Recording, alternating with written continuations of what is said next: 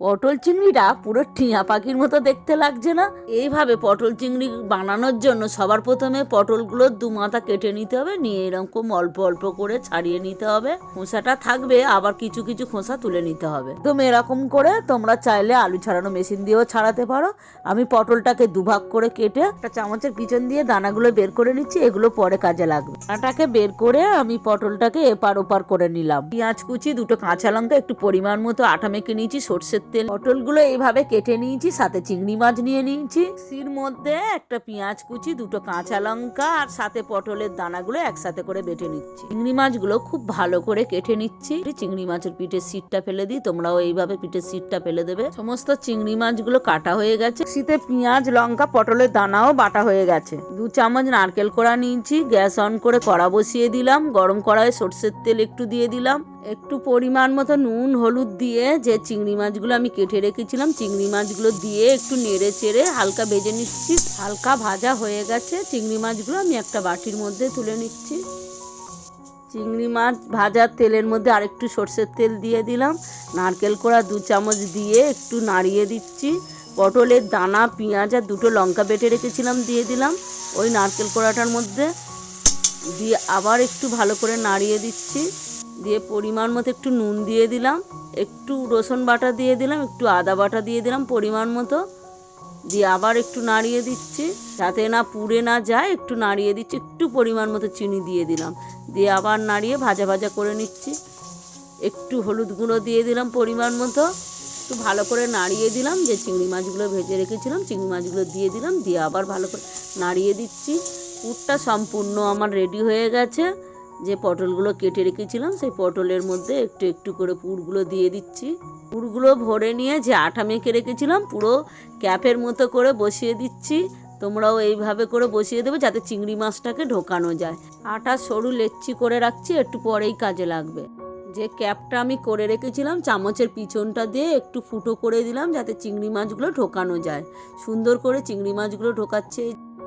এই যে ক্যাপের মধ্যে আবার দিয়ে মুখটাকে আটকিয়ে দিচ্ছি। যে লেচিগুলো কেটে রেখেছিলাম এইবার সেই লেচিগুলো কাজে লাগছে। এইভাবে এক এক করে সমস্তটা রেডি করে নিলাম। কত সুন্দর দেখতে লাগছে না? তোমরা কমেন্টে বলো। কড়াটা গরম করতে বসিয়ে দিয়ে এদিকে একটা টমেটো ঘষে নিচ্ছি। মাঝারি সাইজের একটা টমেটো ঘষে নিলাম। একটা বড় সাইজের পেঁয়াজ কুচিয়ে নিয়েছি। গরম কড়ায় একটু সর্ষের তেল দিয়ে দিলাম, দিয়ে একটু ভালো করে নাড়িয়ে দিচ্ছি। যে পটলগুলোকে আমি পুর ভরে রেখেছিলাম এক এক করে আমি ভাজতে দিচ্ছি। লক্ষ্য রাখতে হবে তোমাদেরকে যাতে বেশি নাড়াচাড়া না দিয়ে পুরটা না বেরিয়ে যায়। সমস্ত পটলগুলো এইভাবে আমি নেড়ে চেড়ে আস্তে আস্তে করে নাড়ছি যাতে না পুরটা বাইরে বেরিয়ে যায়। সমস্ত পটলগুলো এইভাবে ভেজে নিয়েছি। দেখছো কত সুন্দর দেখতে হয়েছে? পুরো টিয়া পাখির মতো দেখতে হয়েছে না? পুরো সোশ্যাল মিডিয়ায় খুঁজলেও এই রেসিপিটা খুঁজে পাবে না। একটা শুকনো লঙ্কা ছিঁড়ে, একটা তেজপাতা ছিঁড়ে দিয়ে দিলাম, একটু গোটা জিরে দিয়ে দিলাম, একটা পেঁয়াজ কুচিয়ে রেখেছিলাম দিয়ে একটু ভালো করে নাড়িয়ে দিচ্ছি। যে টমেটোটা ঘষে রেখেছিলাম দিয়ে দিলাম, একটু রসুন একটু আদা পরিমাণ মতো দিয়ে দিলাম, দিয়ে আবার একটু ভালো করে নাড়িয়ে দিচ্ছি যাতে না পুড়ে যায় আর সুন্দর রঙটাও ভালো হয়। মশলাটা যাতে না পুড়ে যায় লক্ষ্য রাখতে হবে। 1/2 চা চামচ নুন দিয়ে দিলাম, 1/2 চা চামচ জিরের গুঁড়ো, 1/2 চা চামচ ধনে গুঁড়ো দিয়ে একটু ভালো করে নাড়িয়ে দিচ্ছি যাতে না পুড়ে যায়। গ্যাসটাকে আস্তে করে দিয়েছি। একটু 1/2 চা চামচ হলুদ গুঁড়ো, 1/2 চা চামচ লঙ্কা গুঁড়ো, একটু পরিমাণ মতো চিনি দিয়ে একটু ভালো করে নাড়িয়ে দিচ্ছি।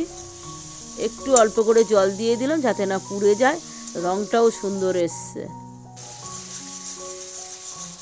একটু অল্প করে পরিমাণ মতো একটু জল দিয়ে দিলাম, দিয়ে আবার ভালো করে নাড়িয়ে দিচ্ছি। মশলার ঝোলের মধ্যে যে পটলগুলো আমি ভেজে রেখেছিলাম এক এক করে সমস্তটা দিয়ে দিলাম।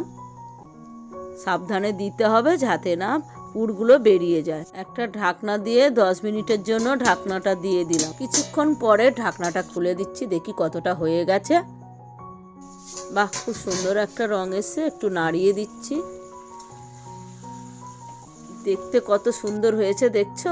পুরো সম্পূর্ণ হয়ে গেছে। একটু গরম মশলা দিয়ে দিলাম পরিমাণ মতো।